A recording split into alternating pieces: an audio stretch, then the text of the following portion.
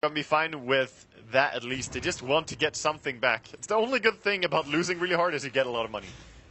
A lot of money when you kill someone. Silas trying to force Envy out here. He actually started a homing missile in the tree line. It's gotta follow all the way. Yep. But it at least lets him know where Envy is for a very, very long time. It's gonna point towards the target. Yeah. Script knows what I like. Yep. Follow the globals. Yep. Definitely. Oh, he's here. I like how he just turned so sharply like, oh, over here, boys. Okay, so let's see what LGD are trying to do right now. They have picked up an item on Shadow Fiend in terms of the Yasha. And he actually has the full Sanch Yasha on the courier. He's going to deliver that after a TP scroll. So perfect timing. Like, it's actually perfect considering he's going to need all the life points he can get up against Lina. Yeah. Because it's now an Aghanim Scepter for Fader. He's not a level 3 Laguna Blade. It's just a level 2 ulti at the moment. But that's going to be where you might be able to get that quick pop and give it advantage during the fight. Yeah, definitely. It's just the fact that you can do it through spell immunity. You can do so much damage with it. You still just have to be careful about that disjoint nightmare. Yeah, of course.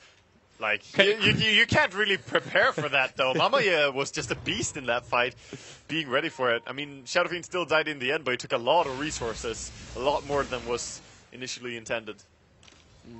So, Anti-Mage farmed up to 2.2k gold right now, probably going to go into Yasha after Vladimir's. He does reveal himself here. Envy? He pops the BKB. Yeah, it's a 10-second one. Envy, well, he's got mana for... okay, he's got mana for Blinks. Xiaowei was like, there's no way this guy's going on me alone, right? I think he actually wants to try and kill him. Like, Envy's gone in so deep into the tree lines, turns on the Edict. Oh, now, Xiaowei, does he? Does he? No, he does not. Always try. Just try. For us, dude. For the casters. For the fans. Silas almost finished a full butterfly.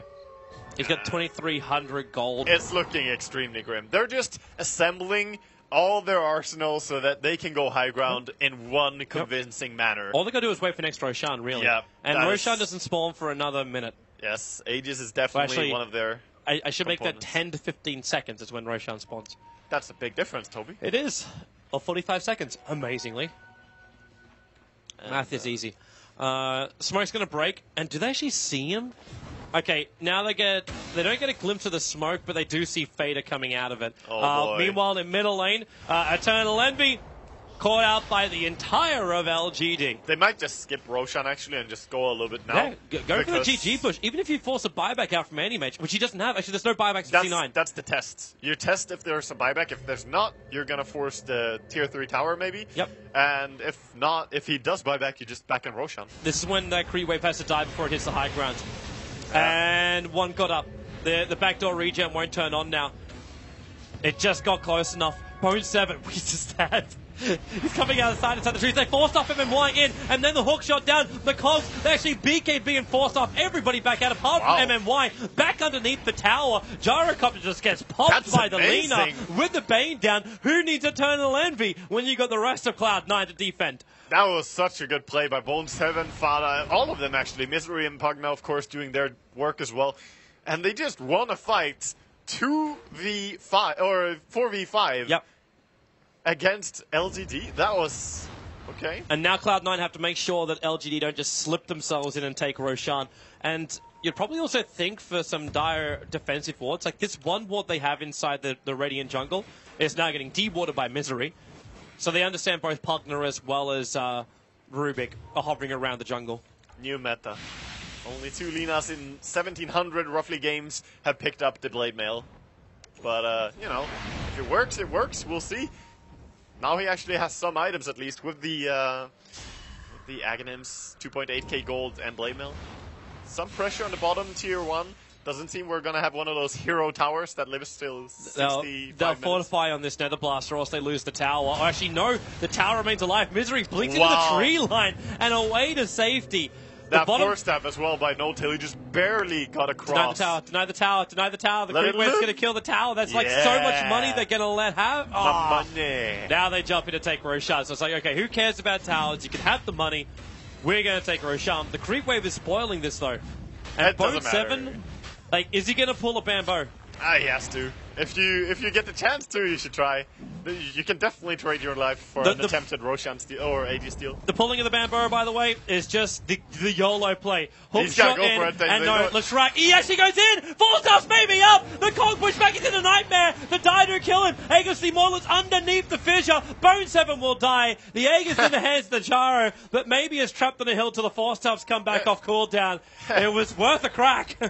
It was worth it. I mean, you should always try for that if you're Clockwork in this scenario, because he's dead for 30 seconds now. Of course, the enemy's going to try and push with the Aegis, but for just 25 more seconds, I think they can spam out and keep the base safe. And besides, if you do manage to steal it, it's such a big impact. It's one of those medium risk, extremely high rewards scenarios. Yep. A Blink Dagger on Shadow Fiend now. So with the Fissure and Cogs and stuff like this throwing down on the ground, he just wants more maneuverability. He wants to be able to get in there and deal his right clicks. Of course, with a BKB as well, he can blink in an ulti. At the same time, though, I see the man on Envy, and I'm seeing an Animage getting to a position where this game is going to get massively drawn out. If you're thinking that this game's going to be over before an hour, grab yourself a beverage. It's probably not going to be the case unless Envy blinks into MMY like he did. They could follow with a Fiend Script. The Slave is showing the fact that he's there, and there's the Fiend Script. Edict, stun, Envy with a call down, and Laguna Blade. Leshrac will pop, but you lost Eternal Envy for that one. I like how Fada is just like, hey guys, what's going on here? Oh, just zaps away the Leshrac, but still a trade that LGD would happily take any time of the day. That's another minute without Envy. But it's also probably more important the fact that Envy's down for a minute. You think about how much money an Animage can gather from just killing creeps and waves in 1 minute. You're losing at least 2,000 gold from that. You're losing a lot of golds. Like the fact that you die and lose golds from that, and then that you're not farming, it deals a very heavy economic damage. But it's not too bad for C9 since the Leshrac died at least.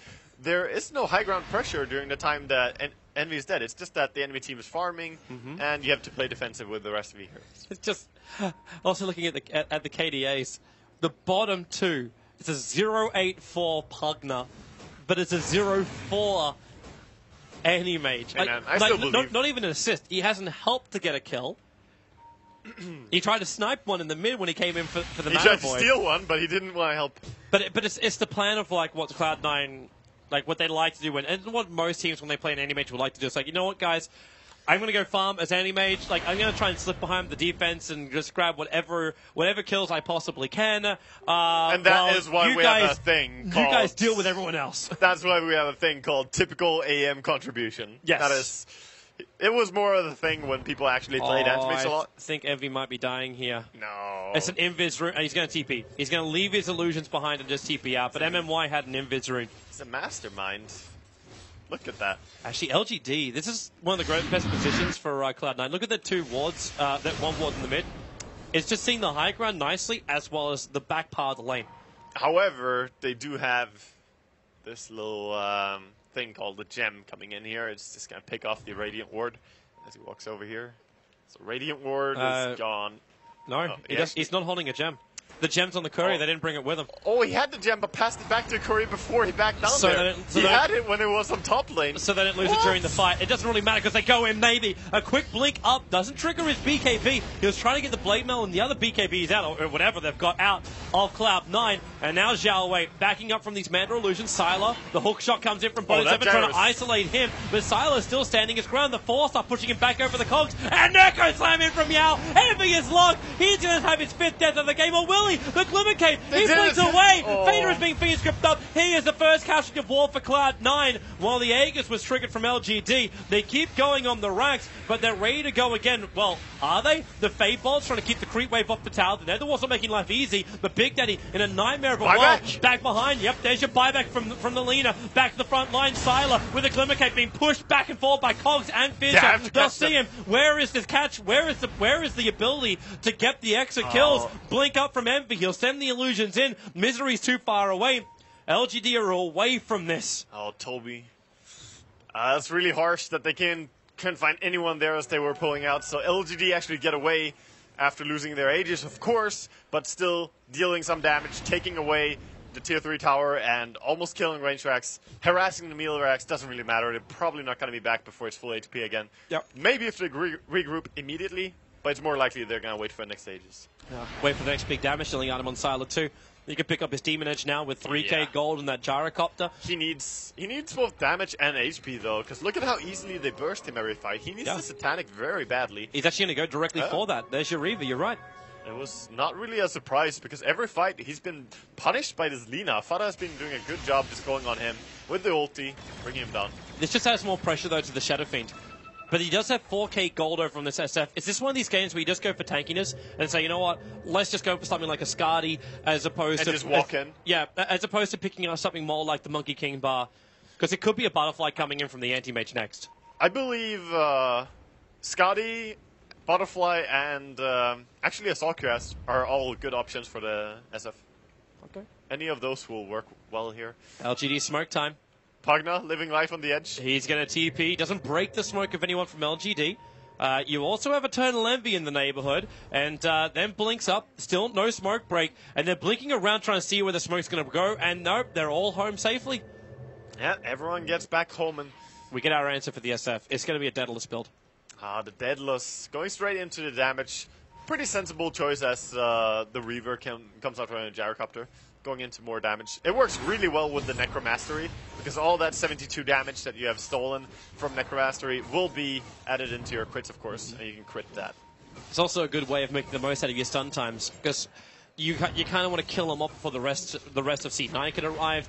You might just have like the Earthshaker control, the Shrek control, and then the Bane. That's it. You're out then. You know what they need in next team fight? What do they need the next team fight? Some True Sight against that Glimmer Cape. That Envy got away because they returned the gem. I mean, yes, you don't want to give back the gem to the enemy team, but they didn't deward, and they also didn't have vision against the enemy carry. But who do you give it just to? Blinked away. Like at this point, you almost want to give it to Zhao Wei because he seems to be surviving the longest out of everyone. Like, maybe he's going to be a big target now. The Gyrocopter was already a pretty big target. I think it's still fine to have it on Bane, honestly. On Bane? Yeah, he can just run in with it. Because if they go on Bane, that's fine. Every fight, they're just going on the Gyrocopter, they're going on the Leshrac, they're bringing, you know, they're trying to bring down these important targets. They're ignoring the Bane a lot. I mean, even Shaker, he has 0 deaths. He has not died a single time. This is a good stat for Yao. 6-0-11. Yeah. That's a really nice day. Misery. Oh, Fisher. Oh, no, he actually went. Oh, he actually Envy. He's got no blink. He's got, well, he has blink. Yeah. But he doesn't have a TP scroll at the moment. And they actually look. And then MMY's going to find Bone 7 in the tree line. And, well, where's your stun? There's a blink into the Totem Stomp. Bone 7 called out. With a follow-up of Shrek stun, he's going to go down. While Envy is now moving towards the There's a massive amount of space created in this. I mean, they chased them for so long. Clockwork, once again, dead for 35 seconds. But that just means Envy's going to farm the enemy jungle. When they push down mid, he might even go and hijack the mid creep wave. Is this enough, though? Like, okay, so Envy's going to get big. He has no TP. He needs to. Yeah, he kind of needs to get Don't TP. C9 this.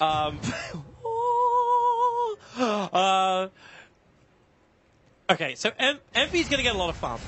But I'm not seeing it being enough to handle both a Gyro and an SF. Even with, like, a level 3 Laguna Blade Aghanims buffed up attack, it's still not enough.